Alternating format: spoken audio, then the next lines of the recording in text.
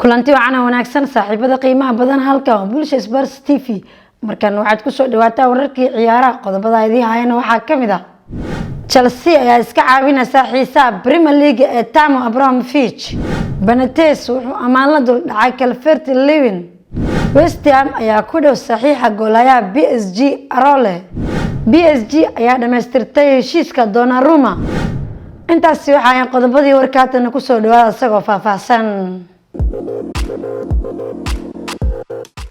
Chelsea ayaa iska caawinaysa xisaab Premier League ee Tamo Abramovich Chelsea ayaa iska caawinaysa xisaab Premier League ay u qaban Tamo Abraham maadaama ay qorsheynayaan isdhaafsiga ciyaaryahanka reer England. The Mirror ayaa sheegaysa in Chelsea ay doonayso in Abraham u soo bandhigto Borussia Dortmund iyadoo qayb ka ah dalabkeeda baalnimada ay ku doonayso inay soo qaadato Erling Haaland. 20 jirkan lagu qiimeeyay 150 milyan ayaa bartilmaameedka ugu sareeya xagaagan ee kooxda ku guuleystay Champions League waxaana ka horeeya Lukaku iyo Harry Kane. laakiin Dortmund waxaa ka go'an inay ceshato Haaland kadib markii ay Jadon Sancho ka iibisay Manchester United. Aston Villa iyo West Ham ayaa ka mid ah kooxaha doonaya saxiixa Abraham ama si joogto ah ka hor ololaha soo socda.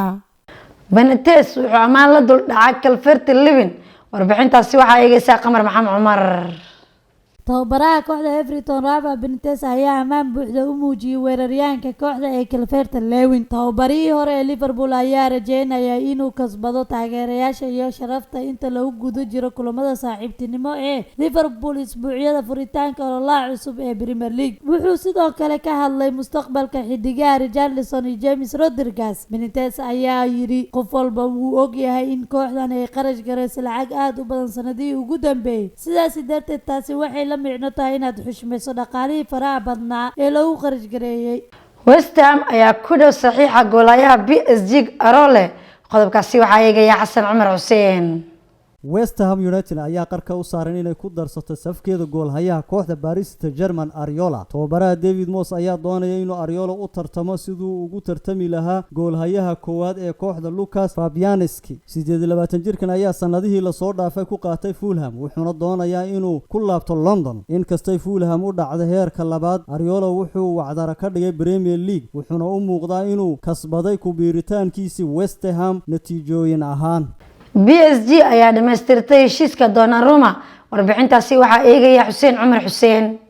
PSG ayaa dhameystirtay heshiiska Bosman ee goolhayaha ee Milan ku guuleystay Euro 2020 Donnarumma. goolhayaha 22 jirkan ah ayaa qandaraaskiisu saxiixay saxiixa PSG isagoo horay u maraya tijaabada caafimaadka intii lagu jiray Euro 2020. waxaa loo magacaabay ciyaaryahanka tartanka markii uu Talyaaniga koob ka qaaday Wembley Stadium isagoo garaacay England Royal. Donnarumma ayaa dhameystirtay PSG isagoo ah wakiil xor ah kadib markii uu qandaraaskiisa kooxda ay Milan bishii hore ka dhacay.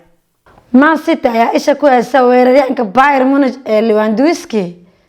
kooxda Man City ayaa xiiso waaliya u muujinaysa weeraryahanka kooxda Bayern Munich ee Robert Lewandowski. xidiga reer Poland waa mid ka mid ah goolayaasha ugu goolaha badan Yurub xilli ciyaareedkii la soo dhaafay. weli 2 sano ayaa uga harsan qandaraaskiisa Bayern laakiin ma uusan cusboonaysiinin qandaraaskiisa. sida laga soo xigtay Daily Mail, City ayaa isha ku haysa xaaladiisa iyadoo doonayso inay u dhaqaaqdo xagaagan. bartilmaameedka koowaad ee Harry Kane oo ka socda Tottenham ama kan Borussia Dortmund ee Erling Haaland. si kastaba ha noqotee Lewandowski waxaa loo arkaa inuu yahay bedelka yar macquulsan.